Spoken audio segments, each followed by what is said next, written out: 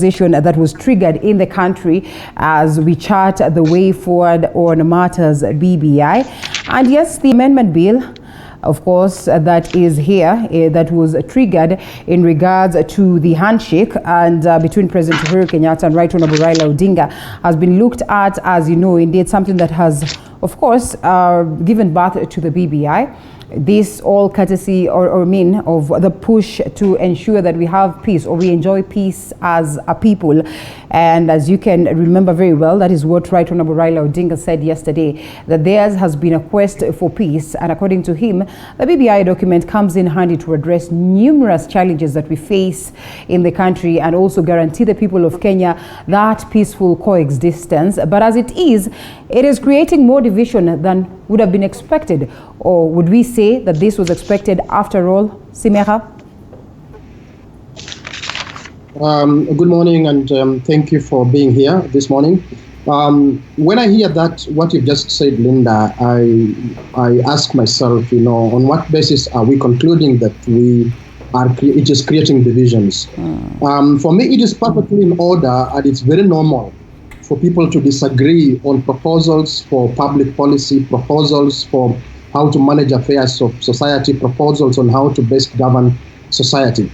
It is perfectly in order, and especially those who believe that they have the highest stakes in it, those who are aspiring for high office in the management of societal affairs. I find it perfectly in order that they may agree on some things, they may disagree on some things, they make the most noises on what they don't agree with, especially because they are trying to preserve their turf. They are trying to push and ensure that they enlarge their turf, that is their political turf. So therefore, I do not think that that necessarily represents division in the country.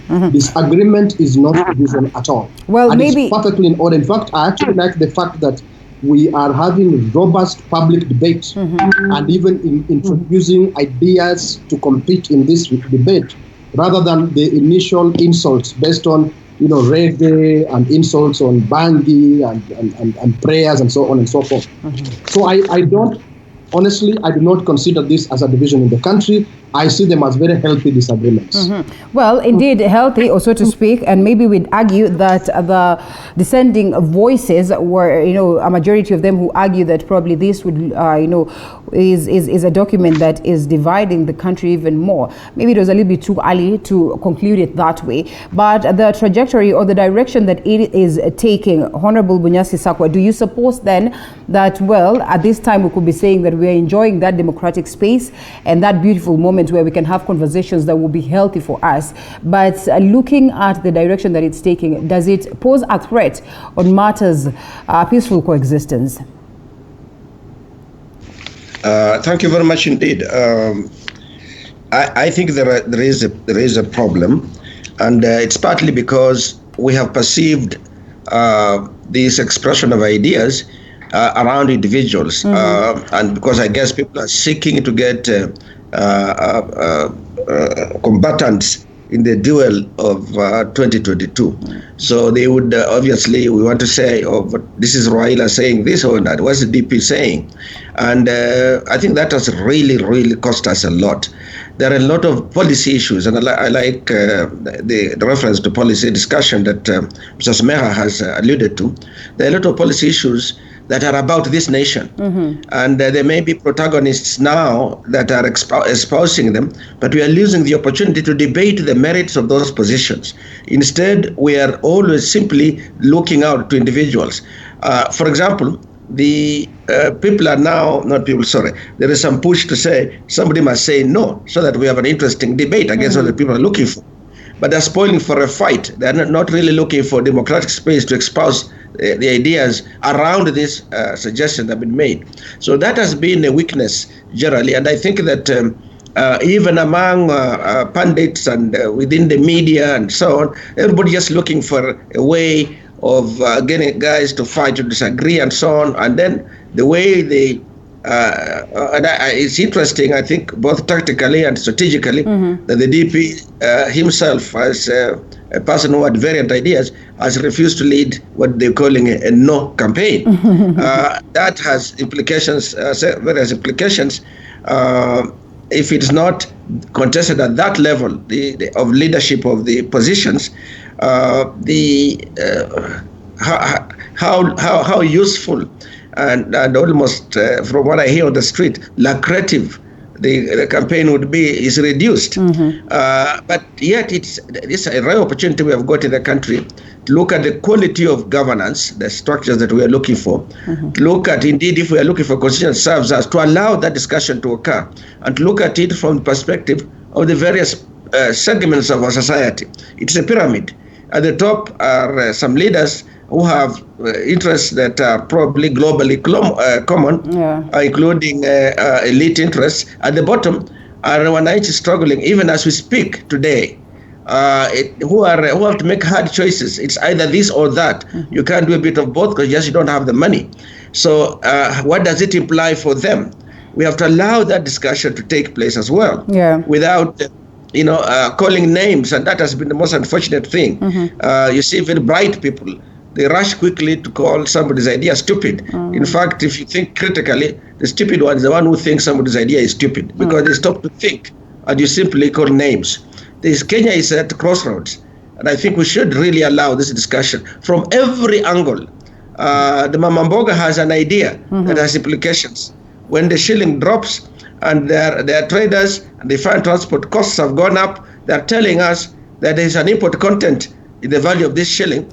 That import content is changing because of the exchange rates, and the exchange rate is changing because the economy is not performing well. Those who know the deeper part can elaborate on it. But let us not shut them up, because what they are saying are terribly useful things. So I would like to agree here on that aspect of enriching the public policy debate by saying, let's look at the issues that are implied by the statements made or clearly that emanate from the proposal that we have received.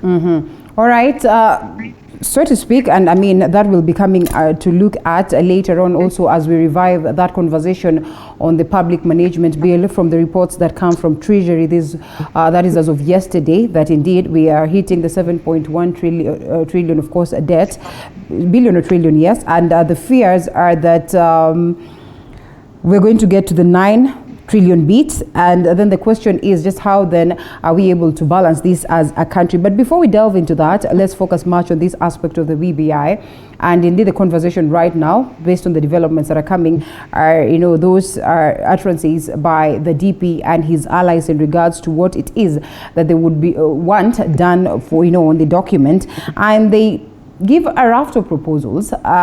Simira, coming to you, many look at him as though he's confused. Others say that, this is strategically okay in matters politics. Others look at it as though he's somewhere in between the rock and a hard place, not to know where to go or what to do. Do you suppose that the demands that he presents, one, are ridiculous or are worth having a conversation around? First of all, I just reiterate what I said in using different words, that any demands on the basis of ideas, even if those ideas sound ridiculous, they are what demands.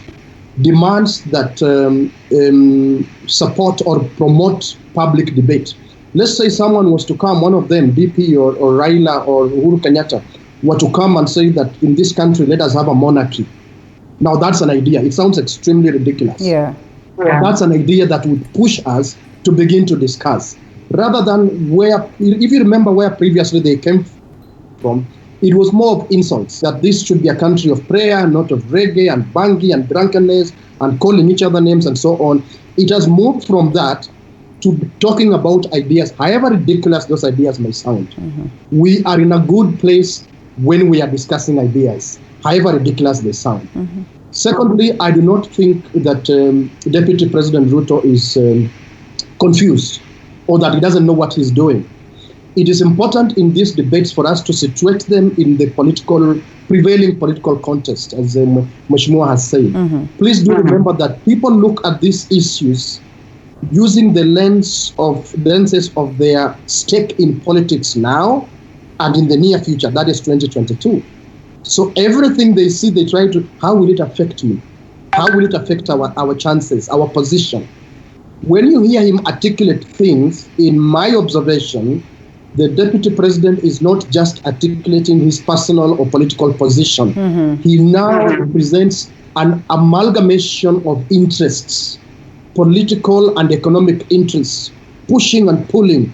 It's not as if they're just homogeneous. He's just representing a homogeneous idea or position. Yeah. If you noticed yesterday, they had to meet for close to 4 or 5, I think, hours, or thereabout, or maybe even more, before they would come out and make a statement. Is because of trying to negotiate the competing interests within his own political camp.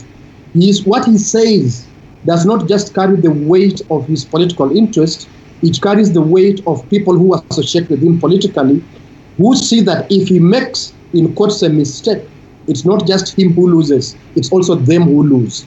People who will even hold him at ransom and demand that he must take a particular direction because they are afraid. Remember, by the way, Linda, many of our politicians wannabe politicians, even those who haven't been, when they are coming into politics, they often look to using the name of a well-profiled, well-known political leader to make their political careers.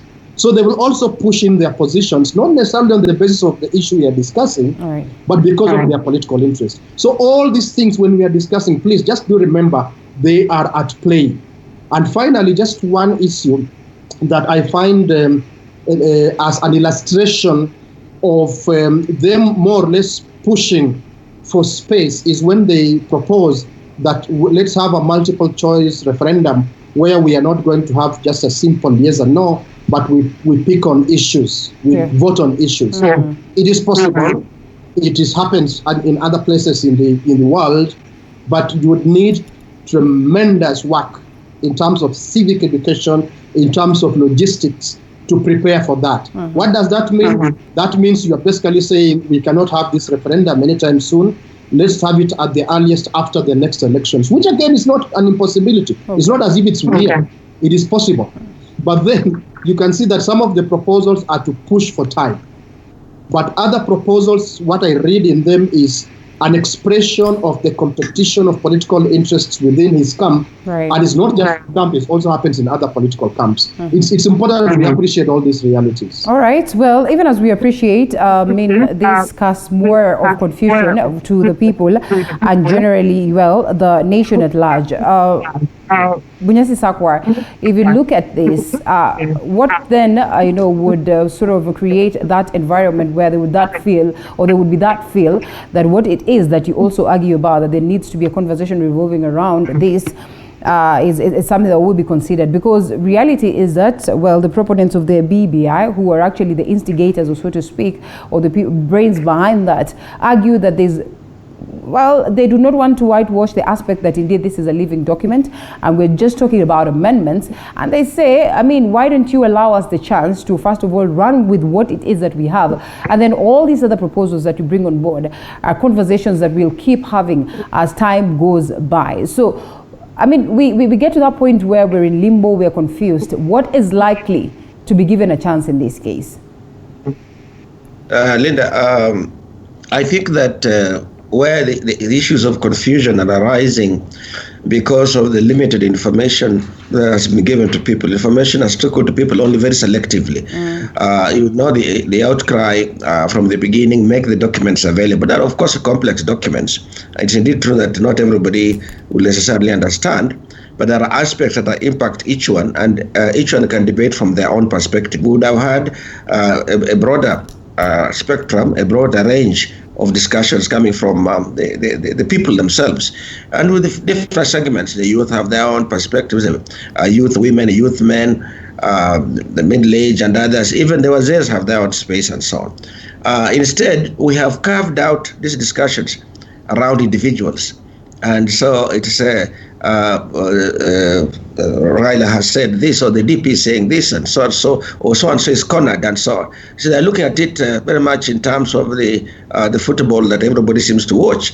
But I think that we are losing the opportunity to say, for example, what is it about the old constitution that was not so good for Wanjiku, for example? We know that it was not good for, I don't know what they call the opposite of Wanjiku at the top of the ladder. We know it wasn't good for them because there's something they're looking for, space angling for space up there.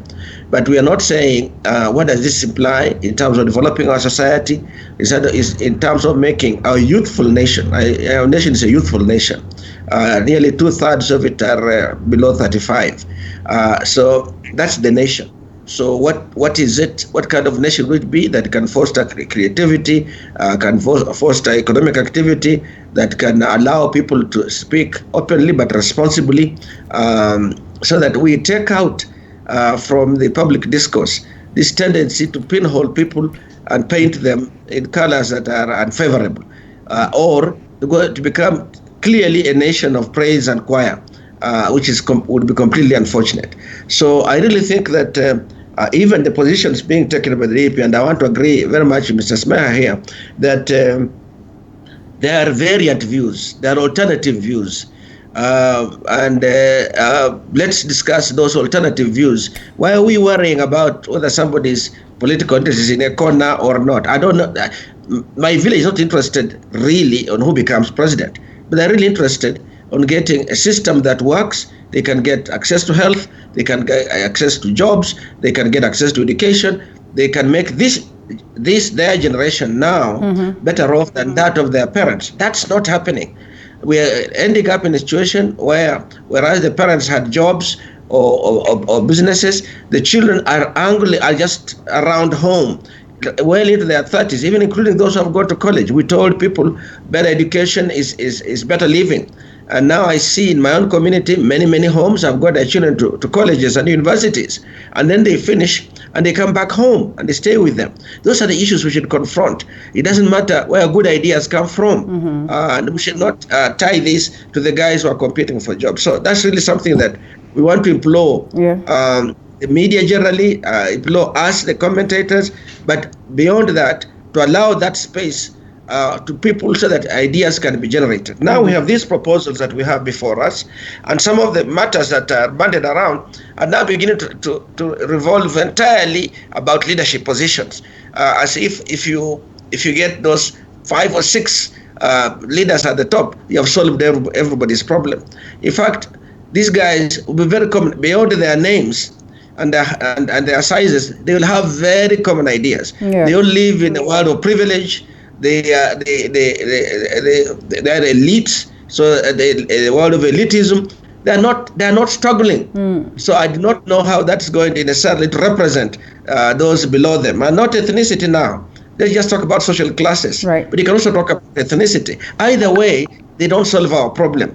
But what solves the kinds of things that begin to look at the issues we have and solutions we are seeking are those that allow people to say, from my perspective, from where I sit in this corner of the country, from where I sit in this part of the social ladder, from where I sit being a non-educated person, rather, I've not gone beyond primary school or high school. These are the issues that impact people differentially in different ways or specific ways. That debate is being lost in the either cheering or jeering squad, depending on which one you're forced to have to be in. So I think we really must emphasize the point that let us listen to the points being proposed by now the groups led by the DP, and is leading a diverse group now, you can see, and the groups led by the Right Honorable Raila as the proponent, and he has also got a diverse range of people behind him. And then there are those on the sidelines that are also raising good ideas. Right. 2 things I'd like to say about that. Let us take Governor Kivutha Kibwana, who comes out and says, in his reading of the Constitution, and he's a lawyer, his reading of the Constitution, he's not sure that the state can fund a public initiative. And speaking of which, it's true. Allow me to come in on that very point, because that was my next question. Probably direct this to Simeha. Indeed, of concern is the financing and the financial implications in the event that we proceed with this process. What does it mean, especially at a time when we continue to grapple with matters, tough economic times as it stands? I mean, COVID-19, we're headed for an election. We, had conducted 2 elections that really were extremely expensive, and generally the country is not in the best of shape economically. I mean, how can we sit pretty and say it is okay, let this process sail through amid all these complaints and concerns on, how best this can be funded? Linda, I thank you. In my observation, as a keen observer of can you hear me? political, Yeah. Proceed. I can hear you very well. Yes. In my observation, as a keen observer of political events in this country, it is wishful thinking to imagine that if we have some money, supposing we have some, even 20 billion somewhere, that if we don't carry out, governance and political processes that require that kind of funding, that necessarily that money will be used on the management of the public health and economic pandemic that we are experiencing because of COVID. I am just telling you that I think people are really thinking wishfully that this government of Jubilee will suddenly decide to prioritize this issue of public health and economic pandemic.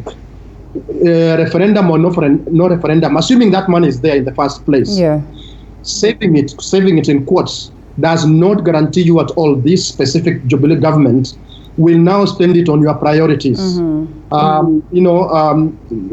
knows? The other option could be that the money gets stolen. If it is there, I do not know whether it's there. The money could get stolen. Okay. So I think sometimes the arguments that are being put into this are really not going to move anyone. If you look at the history of this government, you make those kind of arguments, they are not going to move this government, Linda.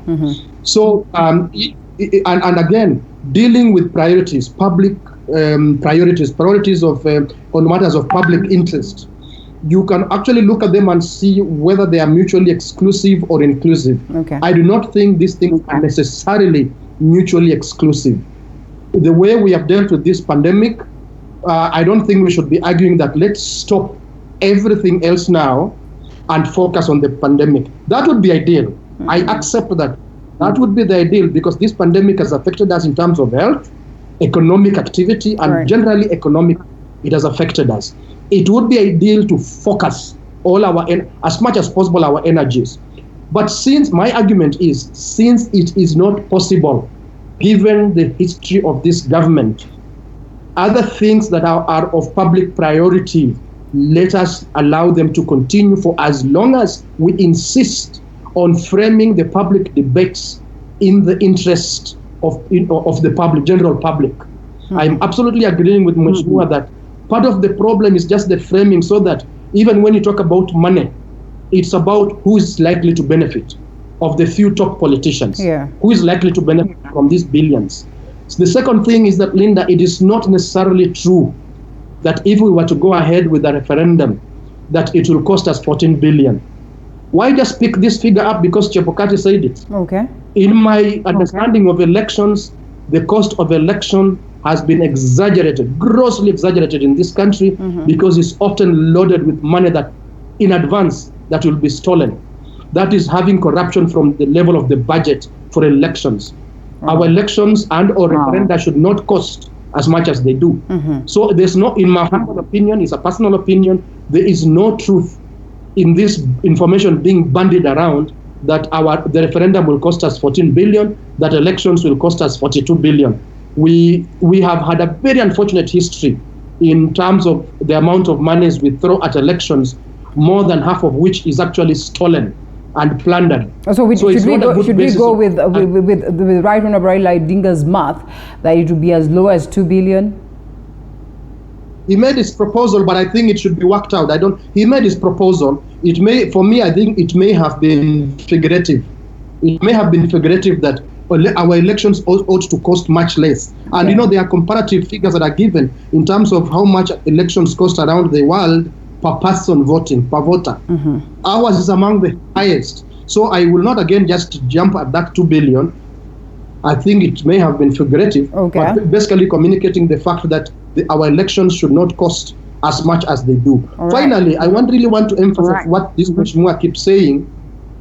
When we are framing debates on this report, this debate has unfortunately narrowed to one thing, referendum. And then it has even narrowed further, the national executive, those 5 positions.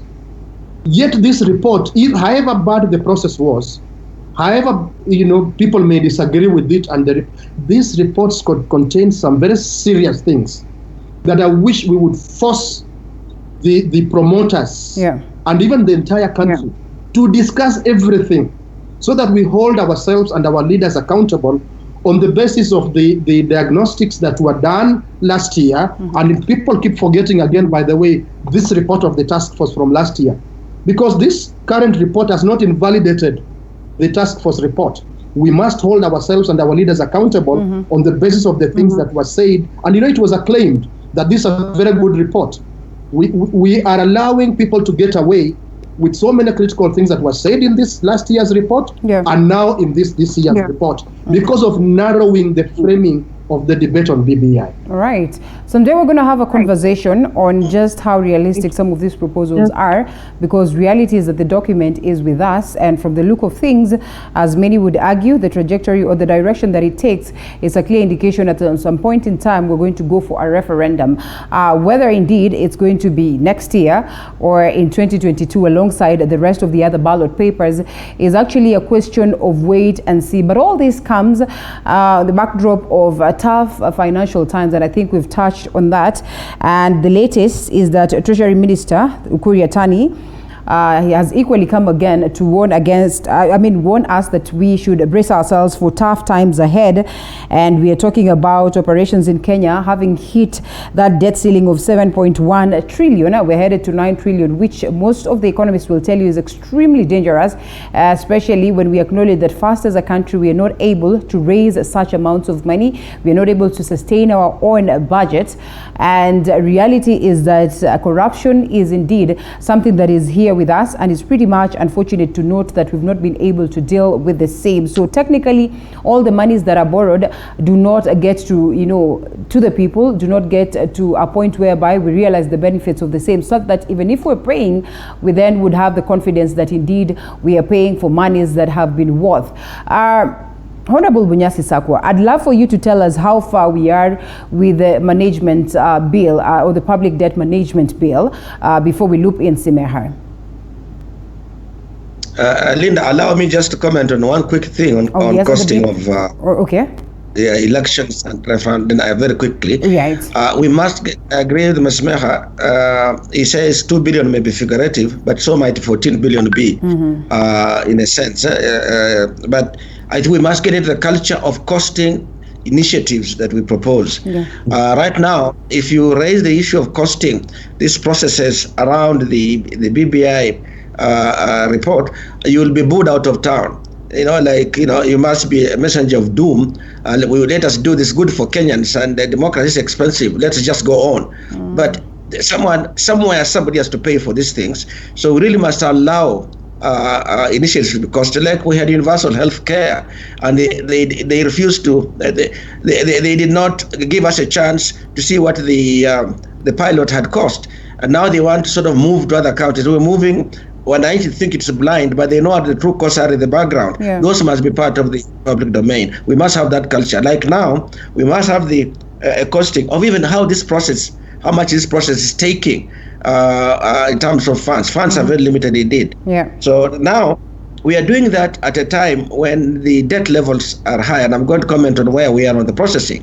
The debt levels are not just on external debt; they're also on domestic debt. The total debt, if you use the Treasury CS's numbers, are 7.1 trillion. Other people think it's higher, and that's part of the problem now. Is it around 7.1? Is it around 8? 7.9 going to 8 trillion. Our economy, the amount of income that is generated every year, which is called GDP, is about 11 trillion or so, 10 point something or 11 trillion. These numbers could be off the mark a bit at the end of it. Now, if you are at about 7.1, you are in the upper 60s, meaning that your debt, the income you receive, which is what from which you'll be able to pay in one way or another, because you're paying taxes from the income you're receiving, the trade and so on, it's nearly going to 70%, and it's probably going to be a bit higher. And we need accurate numbers. So one of the things the bill is doing, of course, is to say, let us get this kinds of numbers done by somebody without a deeply vested interest. If I am in Treasury, I'll downplay one part, and I'll say, oh, this is not so much. In fact, we are doing quite well. Our economy, we were told 6 months ago, even during the COVID, that no, we shall still reach about 5%. It was not a brilliant idea. Now, the estimate is probably less than 1%. 0.6%. But I think it might even be negative, which is not a surprise because the economy has really been battered. Let us deal with it frontally and honestly. Let us have institutions, in this case, the institution that will be dealing with the management of this debt will tell us in stark terms where we are going, and what we are going to do implies. This particular bill has been published. The government printer published this bill. We are waiting for the National Assembly to prioritize its discussion by putting it before the floor, before the House, as what they call a first reading. When it simply mentioned that we have such a bill, say in this case, we have a proposed Public Debt Management Authority Bill 2020, which is now available on the parliamentary portal and hard copy in such and such a place. And anybody who is interested in seeing what it proposes and has any views should read it and submit views to Parliament. When we come back from recess, and today is our last day in this session, at the end of today, whenever we finish today, we'll come back early April, first week of February, first week of February. These 2 months give enough time to the public and other interested parties to provide comments. And now that we have a slightly elongated period, I think we will really have enough people to look at it deeply and so on. The bottom line, the more quickly we move to a point where we have somebody analyzing and giving us accurate information and recommending an optimal path, the better. The regulation of that debt, regulating in meaning that you are going to say this must be the limit and not that, and why, that also people must wake up. And I want to call upon my colleagues in Parliament who have the oversight role, but which we are not using as rigorously. It is as if we are unable to say you can't proceed with this program, you must go and reformulate it. We can't afford it. Each time we do, we become a house of lamentations, and that's something we must avoid. It's within our powers to reject a budget which is so big that is out of proportion with the inflows. We don't quite do that. There's nothing wrong in sending the minister back with his budget and saying this will not cut it. We think you must do this, and you must say why you want to cut. Now, normally we are very strong on attacking the deficit. A deficit is a product of how much expenditure and how much revenue, and that difference. To simplify it, that difference is the deficit. And now it means our expenditure are exceeding our revenues. Now, that's a product. You can fix it by looking at the expenditures and to see how you reduce those expenditures, or by proposing, if there is room, on how you're going to increase incomes or revenues. Now, revenues can be increased by borrowing. That has been the easier option. And there are always some sources who will give you money when you need it. But the question would be, even if you have the money, can you actually afford to pay for it? Think of yourself as somebody is going to borrow from your SACCO, and the SACCO is looking at your net income that's remaining on your pay slip. They find that, the desire for what you're going to do is legitimate. It's a very important activity you can do. But if we give you this money, where will you get the money to pay from? Your pay slip is already full. So they will say, no, improve your pay slip position a bit before you can come back. That's what we are missing when we don't have an independent authority that will tell Kenyans, tell Parliament, and tell the executive that we don't think you can afford to borrow beyond this point, because look what it will mean for payments. And as I conclude, Linda, this is not a theoretical matter. When you get a situation where you have, when the budget comes up, a large proportion of the budget, almost 60% or plus, in fact, it was slightly higher than 60%, has to go to debt payment. Because in debt payment, you now are denying money away from health, from education, from roads, from security, and so on and so forth, or squeezing it. And it's rising. It can rise to perhaps 70%. What remains to manage this young, youthful, unemployment, poverty rising population it will only be 30-something% of the total resources of what is in the budget. So that's already very difficult. And if you compare that also with the revenue of taxes that we get, then it's now like this year, our debt payment is almost $1 trillion. And now you can quibble and say, no, it's only 930 billion. But it's about $1 trillion. And so now our revenue that we collect last year was about 1.4 trillion. This year is, it's a bad year. It's a very, very bad year. We might collect less than $1 trillion. Yeah, so our debt payment now will exceed even what we collect in revenue. All right. And by the way, that's only debt. So it is a challenge, Linda. Okay, it is indeed a challenge. And one of the reasons why I allowed Mheshimiwa to expound a little bit more on this, Semeha, is that so when you react, we also, react at a point of knowledge, and, we just get ourselves and the viewer back at home to get to know what it is that we are talking about and where we're coming from in regards to that public management bill. So this is a reality, and like he rightfully puts it, our payslip, so to speak, is evidently not worth warranting us alone. But still, all the same, these international, of course, lending bodies would still proceed to give us some money. I mean, abate, where does it land us? What does it speak of our future when we look at a scenario where we still are going to IMF, and indeed, we're getting some of these monies that we ask for? China says that it's not going to give us money at some point in time, but reality, we know, is that we are getting these monies from them. Yeah, Linda, these international lenders and even domestic lenders, they are business people. They are in business to make money. Yes. And as people of Mheshimiwa's professional competence will tell you, one of the best debtors, someone who owes you and you are comfortable, are sovereign debtors. Yeah. Nations or countries or states, including even failed states. People are not worried about lending states because a state, however long it takes, it will eventually pay you, and it pays very well. So domestic lenders and international lenders, they're business people in the business of making money. It's not about them helping us to develop. It's not about them helping us to organize our economy. When IMF says that we give you these conditions and so on, of course, the language is so that you reform and you become better. No, the language is the real meaning is they want to be assured that they will extract what is theirs to the optimum. They just want to be sure that they have these safeguards in place, that when they are extracting their pound of flesh, they extract to the optimum. So I think for me, but the understanding of our people should always be that people who lend to sovereign states are in the business of making money. And they know that that is one of the best places to lend, because come what may, you will get your money. If I don't pay as Semeha now, my child or my grandchild or my great-grandchild will pay what I'm borrowing and will pay heavily. Yeah. And then secondly, Linda, just to comment a bit on what Mheshimiwa has said, Right.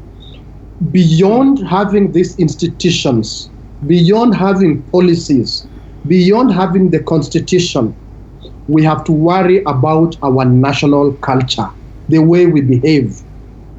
It is already, as he has mentioned in this constitution, a mandate of parliament in the management of sovereign debt, that the ultimate decision should lie with parliament.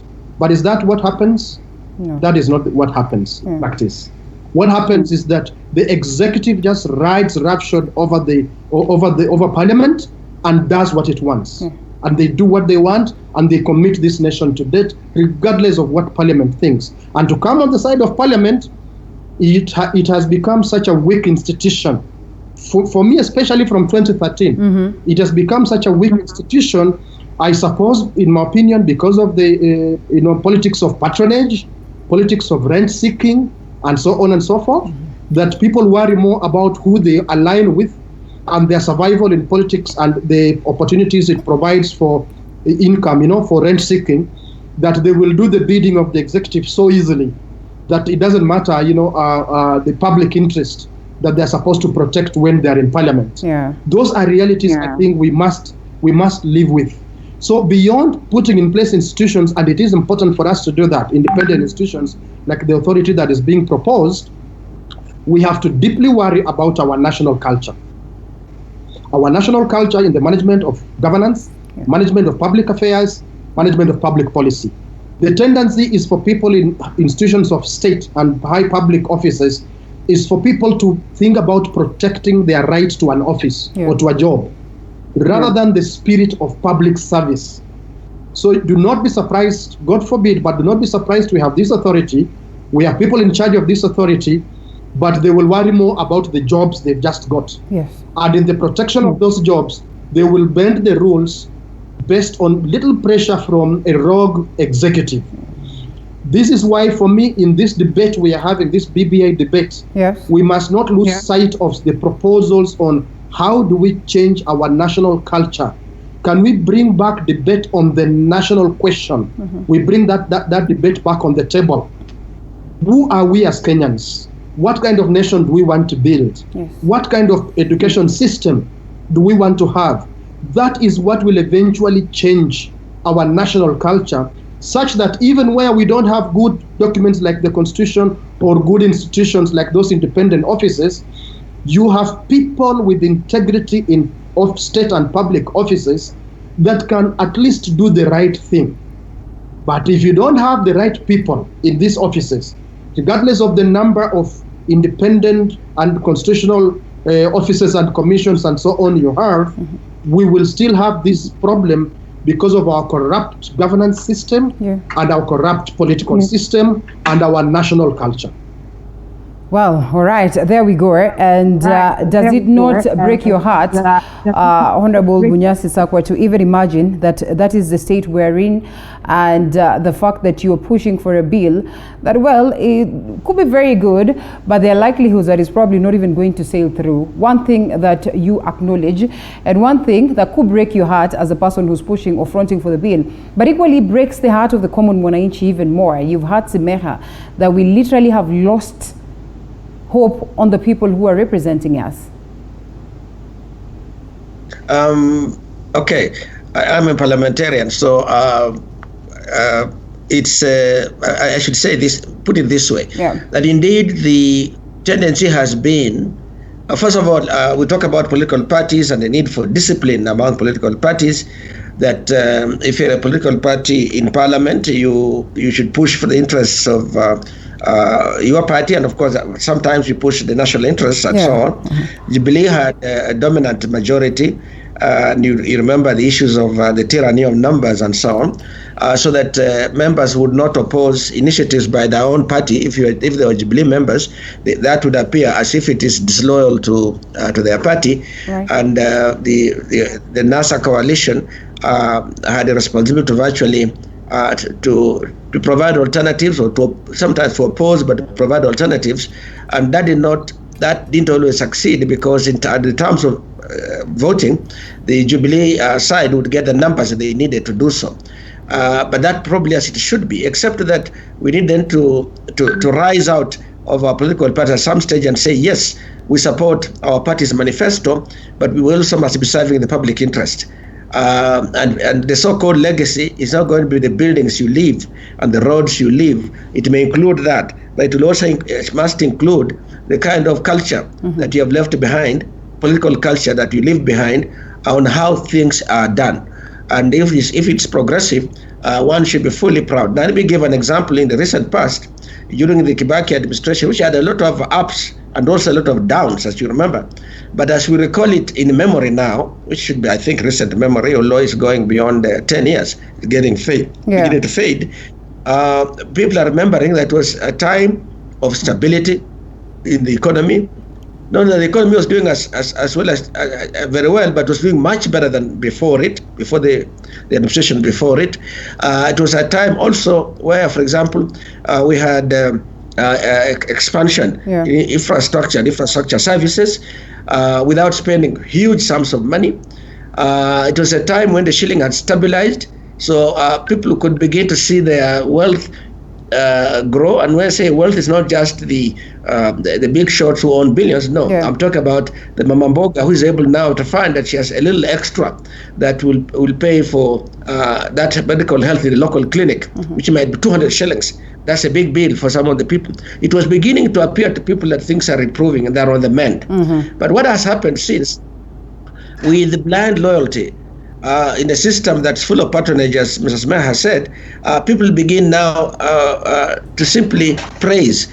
I always ask myself, and on one occasion I said something to the effect that when are you in support of the president's legacy?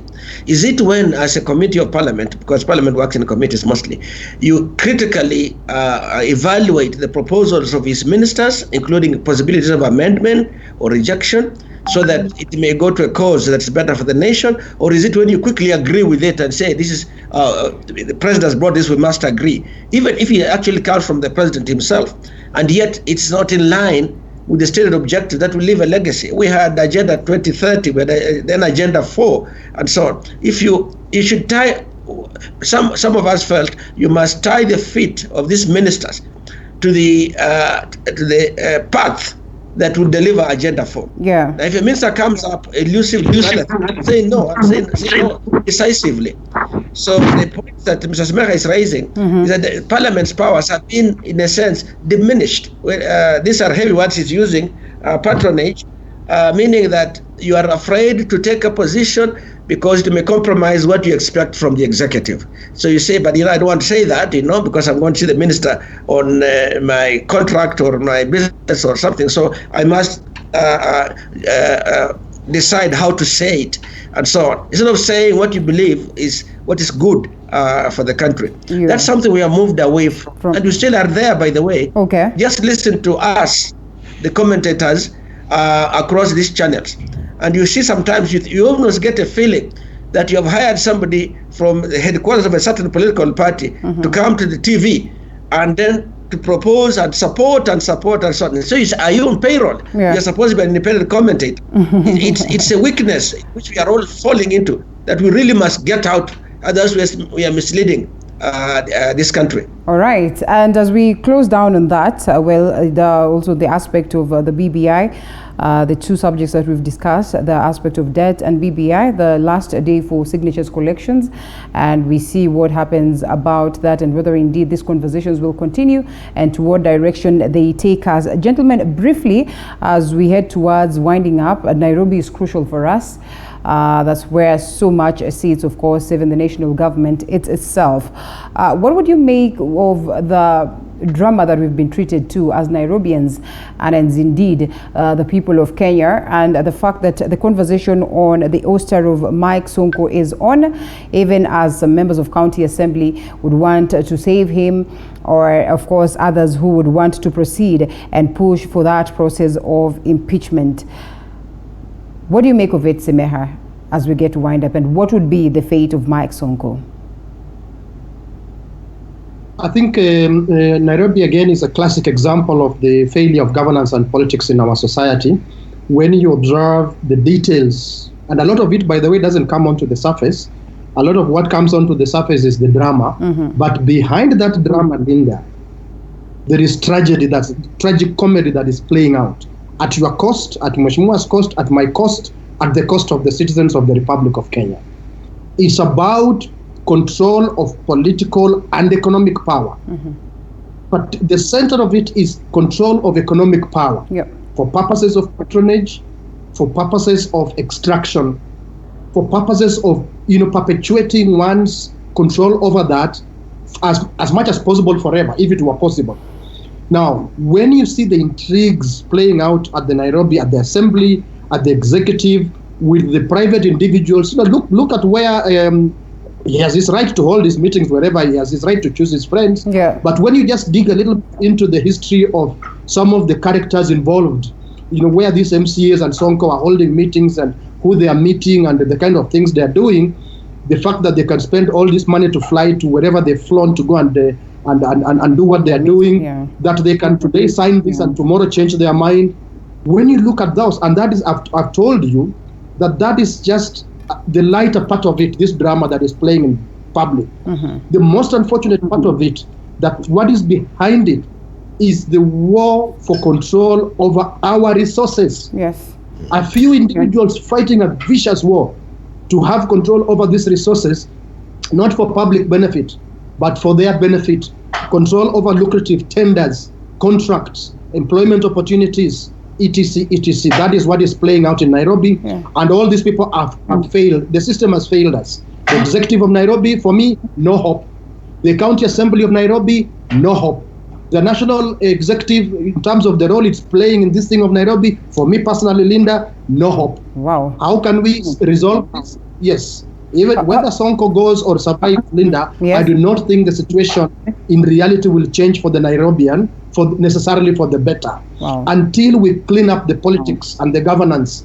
And hopefully when Wananchi get away from this personality politics and begin to think about the hard issues, then maybe we will clean up Nairobi. And we can't clean up Nairobi unless we clean up Kenya. Nairobi is a manifestation of what Kenya is. Let me, in the interest of time, allow Mheshimiwa also some time to come in. All right, and indeed, Mheshimiwa, as you come in, we ask this crucial question. This right here, like Simeha would say, a classic example, is it going to be, a game of psychophancy and handouts? Is it going to be a game of, numbers? Is it going to be a pure state affair? Or what is it going to be really? Nairobi is literally dwindling.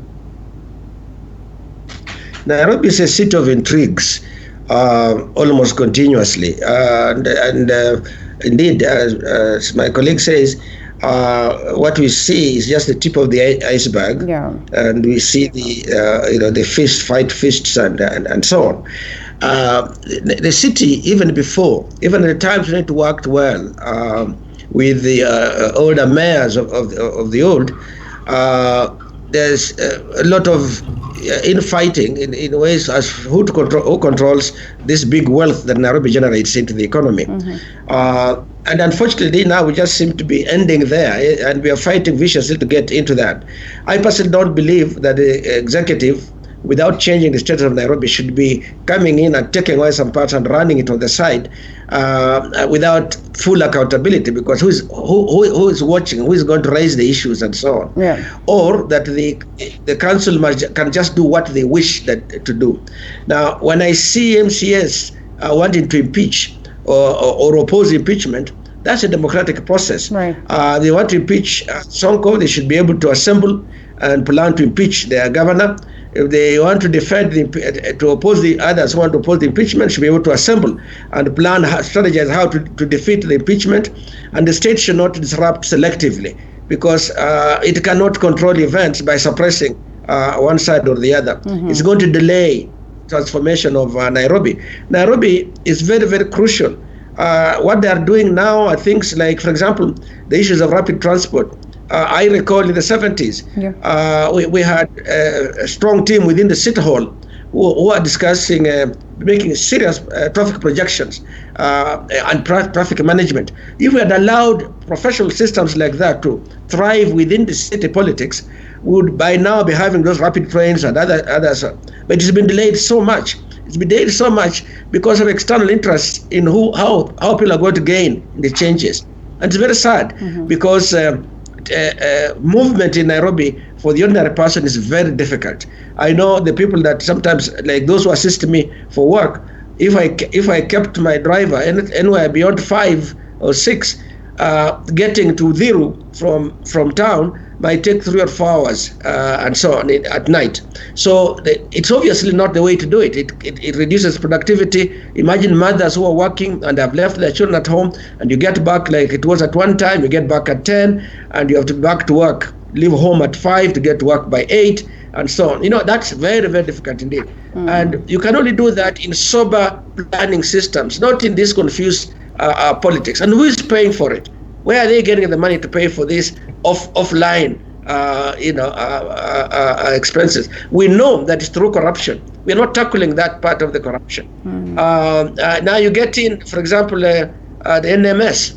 NMS, in terms of optics, has done certain things that citizens of Nairobi might like, but it ought to be an overall system.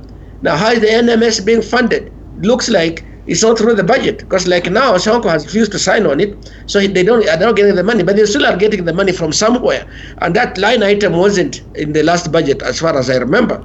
So we are full of intrigues and secret processes, so Wananchi can't really oversight this very well.